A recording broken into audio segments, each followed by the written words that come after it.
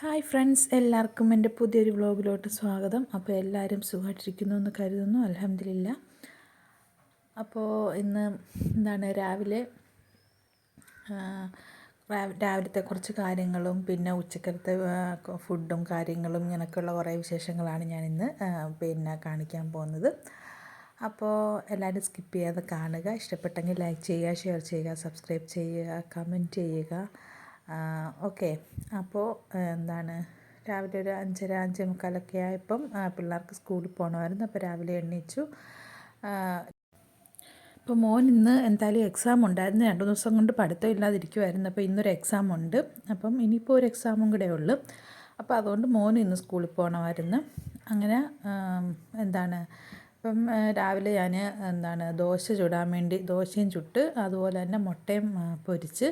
കാരണം മുട്ട പൊരിക്കുന്നതിൻ്റെ കാര്യമെന്ന് വെച്ചാൽ തലേന്ന് രാത്രിയിലും ഒരു 3-4 മുട്ട എടുത്തിട്ട് പൊട്ടിച്ച് അവന് മുട്ട പൊരിക്കാനല്ല കേട്ടോ, അതിൻ്റെ മുട്ടത്തോട് വേണം. അതിന് വേണ്ടി ഒരു 4 മുട്ടയോളം എടുത്ത് പൊട്ടിച്ച് കലക്കി ഒരു പാത്രത്തിലോട്ടാക്കിയിട്ട് പറഞ്ഞു, അമ്മച്ചിക്ക് ഇഷ്ടമുള്ളപ്പോഴത്തേക്ക് കുറേശ്ശെ അതിനകത്ത് നിന്ന് എടുത്താൽ മതി, ബാക്കി എനിക്ക് മുട്ടത്തോട് വേണമെന്നും പറഞ്ഞ് ആ മുട്ടത്തോട് എടുത്തുകൊണ്ട് പോയിട്ട് എന്തൊക്കെയാണോ അതിനകത്ത് കാട്ടിക്കൂട്ടിയത്. കാരണം അതിൻ്റെ കൂട്ടത്തിൽ പിന്നെ ഒരു ബൗളിനകത്ത് അരിപ്പൊടി, സ്വല്പം മുളക് പൊടി, കുരുമുളക് പൊടി, ഇതെല്ലാം കൂടെ അങ്ങോട്ട് മിക്സ് ചെയ്തിട്ട് ഈ മുട്ടത്തോട് പൊട്ടിച്ചെന്ന് വെച്ചാൽ അതിൻ്റെ തോടിൻ്റെ ഫ്രണ്ട് ഭാഗം മാത്രമേ ഇച്ചിരി ഓപ്പൺ ആക്കിയതേ ഉള്ളൂ. എന്നിട്ട് അതിൻ്റെ ഉള്ളിലോട്ട് ഇതെല്ലാം ആക്കിയിട്ട് എന്തായാലും പഴയതുപോലെ തന്നെ മുട്ട പോലൊക്കെ ആക്കി അതിനകത്ത് ഡെക്കറേഷനൊക്കെ ചെയ്ത് പെയിൻ്റൊക്കെ അടിച്ച് അതൊരു പരീക്ഷയ്ക്കുള്ള പഠിത്തത്തിൻ്റെ ടൈമിലാണ് ഇതെല്ലാം ചെയ്തത്. അപ്പോൾ പഠിത്തം കുറേയൊക്കെ അങ്ങ് പോയെന്ന് തോന്നുന്നു. അങ്ങനെ എന്തായാലും അങ്ങനെ എല്ലാം കാട്ടിക്കൂട്ടിയിട്ട് അത് ഒരു പാട്ടയ്ക്കകത്താക്കി കൊണ്ടുപോയി. അപ്പം അതിന് വേണ്ടിയാണ് ഈ മുട്ടയെല്ലാം കൂടെ. അപ്പം പൊട്ടിച്ചൊഴിച്ച് വെച്ചേക്കുന്നതുകൊണ്ട് ഞാൻ പിന്നെ വേറെ മുട്ടയൊന്നും പൊട്ടിക്കാനോ പൊരിക്കാനോ ഒന്നും ഒരുങ്ങിയില്ല. ഈ മുട്ട തന്നെ ഞാൻ കുറേശ്ശെ കലക്കി 3-4 മുട്ടയോളം ഞാൻ 3-4 പാർട്സായിട്ട് ഞാൻ പൊരിച്ചെടുത്തിട്ടുണ്ട്. അങ്ങനെ അപ്പോൾ അതിൻ്റെ ഇടയ്ക്ക് ഞാൻ ചായ ഇടുന്നുണ്ട്. അപ്പോൾ മുട്ട പൊരിച്ചിട്ട് വേണം ആ ഫ്രൈ പാനിലോട്ട് നമുക്ക് ദോശ ചുട്ടെടുക്കാൻ വേണ്ടി. അങ്ങനെ മുട്ടയെല്ലാം ചുട്ടെടുത്തു. ഇനി നമുക്ക് ദോശ ചുട്ടെടുക്കാം. പിന്നെ കറി തീയലുണ്ടായിരുന്നു. ഇന്നലത്തെ കൊഞ്ച് തീയലുണ്ടായിരുന്നു. നല്ല സൂപ്പർ കൊഞ്ച് തീയലായിരുന്നു കേട്ടോ. പക്ഷേ അതൊന്നും എനിക്ക് വീഡിയോ പിടിക്കാൻ പറ്റിയില്ല.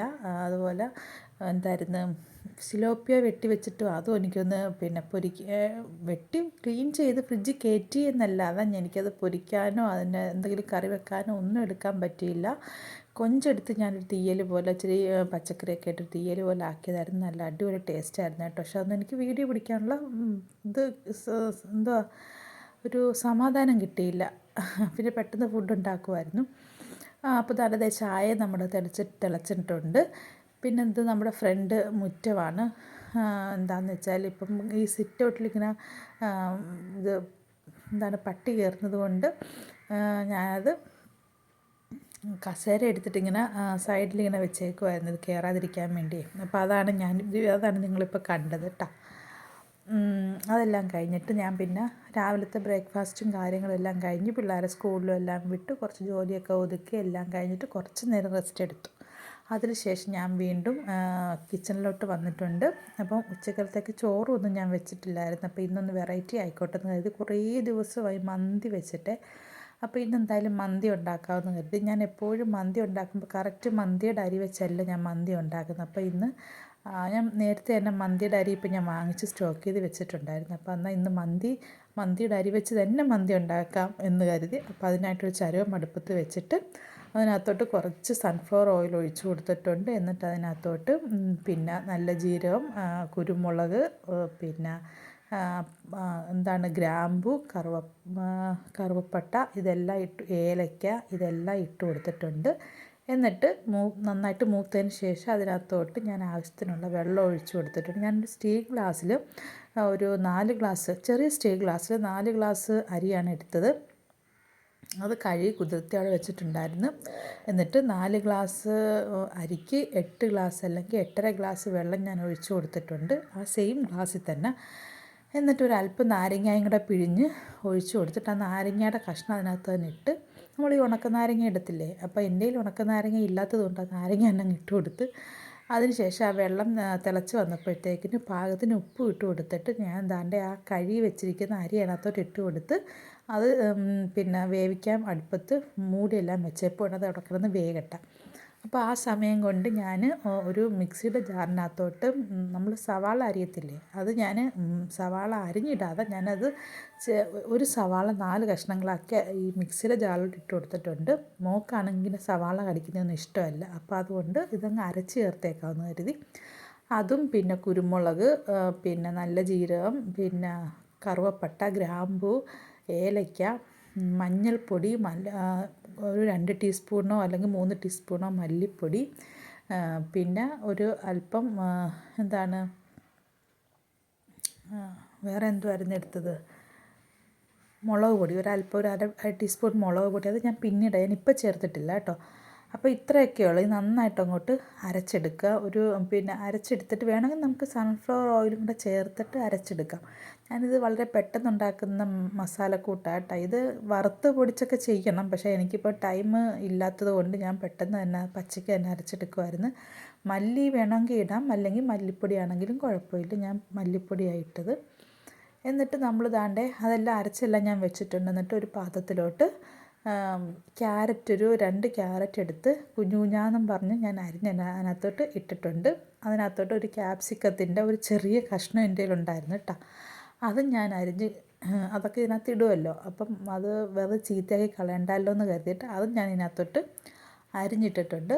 ഇനി ഇതിനകത്തോട്ട് നമുക്ക് പ്രത്യേകിച്ച് വേറെ ഒന്നും ചേർക്കാനില്ല. നമ്മുടെ മസാലക്കൂട്ടും കൂടെ അങ്ങോട്ട് മിക്സ് ചെയ്ത് ചിക്കനും ഇട്ടങ്ങ് കുഴച്ചങ്ങ് വെച്ചാൽ മതി. നമുക്ക് ഈ പറഞ്ഞ പോലെ വളരെ പെട്ടെന്ന് നമുക്ക് മന്തി തയ്യാറാക്കാം. ഇതിനൊന്ന് മിനിറ്റ് ഏകദേശം ഒരു 1/4 മണിക്കൂർ വേണം, അത്രയേ ഉള്ളൂ. നമ്മൾ വീട്ടിൽ എന്താണ് ചോറും കറിയും ഒക്കെ ഉണ്ടാക്കത്തില്ലേ, അതിൻ്റെ പകുതി ടൈം പോലും ഞാൻ നോക്കിയിട്ട് മന്തിക്ക് വേണ്ട കേട്ടോ. വളരെ സിമ്പിളായിട്ട് ഉണ്ടാക്കാൻ പറ്റുന്നൊരു സംഭവമാണ്. നമുക്ക് കുക്കറിലും കുക്കറിലാണെങ്കിലും ചരുവത്തിലാണെങ്കിലും ഒക്കെ വളരെ പെട്ടെന്ന് നമുക്ക് ഉണ്ടാക്കാം. അപ്പോൾ ചിക്കൻ നമ്മൾ നേരത്തെ ഒന്ന് കഴുകി വെക്കണം എന്നുള്ളൊരു ഇതേ ഉള്ളായിരുന്നു. ഞാൻ ചിക്കൻ നന്നായിട്ട് കഴുകി വെച്ചിട്ട് അതിൻ്റെ പിന്നെ സ്മെല്ലും കാര്യങ്ങളൊക്കെ പോകാൻ വേണ്ടി കുറച്ച് നേരം വെള്ളം ഒഴിച്ച് അവിടെ മൂടി വെച്ച്. ഇന്നിപ്പോൾ അതാകുമ്പോൾ കുറച്ചൊക്കെ അതിൻ്റെ സ്മെല്ലും കാര്യങ്ങളൊക്കെ അങ്ങ് പോയി കിട്ടുമല്ലോ എന്ന് കരുതി. അപ്പോൾ അതെല്ലാം കഴിഞ്ഞിട്ട് വൃത്തിയാക്കി എടുത്ത് ഞാൻ അതിനകത്തോട്ട് ഇട്ട് കൊടുത്തിട്ടുണ്ട്. പിന്നെ നമ്മുടെ മസാലക്കൂട്ടും കൊണ്ട് അങ്ങോട്ട് ഇട്ട് കൊടുത്ത് നന്നായിട്ട് കുഴച്ചെടുക്കുക. പിന്നെ പാകത്തിനുള്ള ഉപ്പും. പിന്നെ ഇതിനകത്ത് എനിക്കിപ്പം പ്രശ്നം എന്ന് വെച്ചാൽ ഇച്ചിരി ഉപ്പ് കുറഞ്ഞിട്ടുണ്ട്. അത് കുഴപ്പമില്ല, നമുക്ക് ഉപ്പ് നമ്മൾ പിന്നെ ദമ്മിടുമ്പോഴത്തേക്കിന് എല്ലാം കൂടെ മിക്സ് ചെയ്ത് വേവിക്കുമ്പോഴും പാകത്തിനുള്ള ഉപ്പിട്ട് കൊടുത്താൽ മതി. ഇപ്പം ഞാൻ ഇട്ടതിനകത്ത് കുറച്ച് ഉപ്പ് കുറഞ്ഞിട്ടുണ്ട്, അത്രയേ ഉള്ളൂ. പിന്നെ ഇതിനകത്ത് ഞാൻ പറഞ്ഞില്ലേ, മുളക് പൊടി ഞാൻ മിക്സിക്കകത്ത് അരയ്ക്കുമ്പോഴല്ല ചേർത്തത്, ഇപ്പോഴാണ് ഞാൻ ചേർത്ത് കൊടുക്കുന്നത്. അപ്പം ഇത്രയേ ഉള്ളൂ. നമ്മുടെ പിന്നെ ഇച്ചിരി സൺഫ്ലവർ ഓയിലും കൂടെ ഒഴിച്ച് കൊടുക്കണം.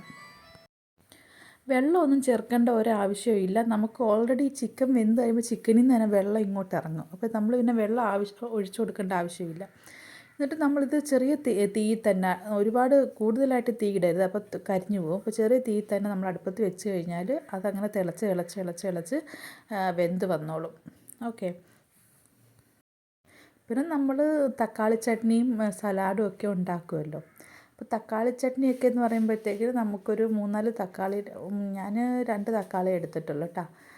പിള്ളേർക്ക് ഇങ്ങനെ തക്കാളി ചട്നിയോട് വലിയ താല്പര്യമില്ല, അവർക്കിഷ്ടം മയോണൈസാണ്. അത് ഞാൻ ഉണ്ടാക്കിയിട്ടില്ല കേട്ടോ. തക്കാളി ചട്നി മാത്രമേ ഉണ്ടാക്കിയിട്ടുള്ളൂ. അത് തക്കാളിയും കൊച്ചുള്ളിയൊക്കെ ഇട്ട് അരച്ച് ചേർത്തുണ്ടാക്കിയതാണ്. അതും പിന്നെ കുറച്ച് സലാഡും. പിന്നെ പിള്ളേർ വന്നപ്പോൾ പിള്ളേർ എന്നെക്കൊണ്ട് മയോണൈസ് ഉണ്ടാക്കിപ്പിച്ചിട്ടാണ് അവർ കഴിച്ചത്. അത് പിന്നെ വളരെ പെട്ടെന്ന് തന്നെ ഞാൻ ഉണ്ടാക്കി കൊടുത്തു. വേണമെന്ന് പറഞ്ഞപ്പോഴത്തേക്ക് അവർക്ക് ഈ മന്തി ഉണ്ടാക്കി കഴിഞ്ഞാൽ അവർക്ക് മയോണൈസ് ഇല്ലാതെ മന്തി കഴിക്കാൻ പറ്റില്ല. അപ്പോൾ പിന്നെ ഞാൻ പിന്നെ മയോണൈസ് ഉണ്ടാക്കി കൊടുത്തു. അങ്ങനെ അവർ ഫുഡെല്ലാം കഴിച്ചു.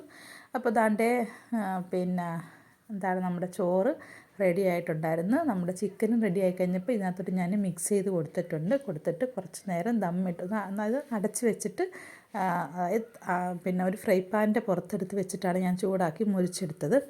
അപ്പോൾ നമ്മുടെ മന്തി ഇവിടെ റെഡി ആയിട്ടുണ്ട്. നമ്മൾ വളരെ പെട്ടെന്നുണ്ടാക്കിയൊരു മന്തിയാണ്, അടിപൊളി ടേസ്റ്റാണ്. അപ്പോൾ എല്ലാവരും ട്രൈ ചെയ്ത് നോക്കുക. അപ്പോൾ ഇത്രയൊക്കെ ഉള്ളൂ. പിന്നെ എനിക്ക് തലച്ചിലായിട്ട് ഞാൻ ഹോസ്പിറ്റലിലൊക്കെ പോയി കേട്ടോ. ഓക്കെ, എനിക്ക് പെട്ടെന്ന് തലച്ചിലും പ്രശ്നങ്ങളൊക്കെ ഉണ്ടായി. ഹോസ്പിറ്റലിൽ കൊണ്ടുപോയി പിന്നെ ട്രിപ്പ് ഇട്ടൊക്കെ കിടത്തിയിട്ട് കൊണ്ടുവന്നതാണ്. ഇയർ ബാലൻസിൻ്റെ പ്രശ്നമാണെന്നാണ് പറഞ്ഞത്, തലചുറ്റൽ. അപ്പോൾ റെസ്റ്റ് എടുക്കാൻ പറഞ്ഞു. അപ്പോൾ ഇത്രയൊക്കെ ഉള്ളൂ. അതാണ് ഇച്ചിരി നേരം താമസിച്ചത് വീഡിയോ ഇടാനൊക്കെ. അപ്പോൾ വീഡിയോ എല്ലാവർക്കും ഇഷ്ടപ്പെട്ടെങ്കിൽ ഒന്ന് ലൈക്ക് ചെയ്ത് സപ്പോർട്ട് ചെയ്യണേ, കമൻറ്റ് ചെയ്യണേ. അപ്പോൾ ഇത്രയൊക്കെ ഉള്ളൂ ഇന്നത്തെ വീഡിയോ. പുതിയൊരു വീഡിയോ ആയിട്ട് ഇൻഷാ അല്ലാ വീണ്ടും കാണും വരെയും ബൈ.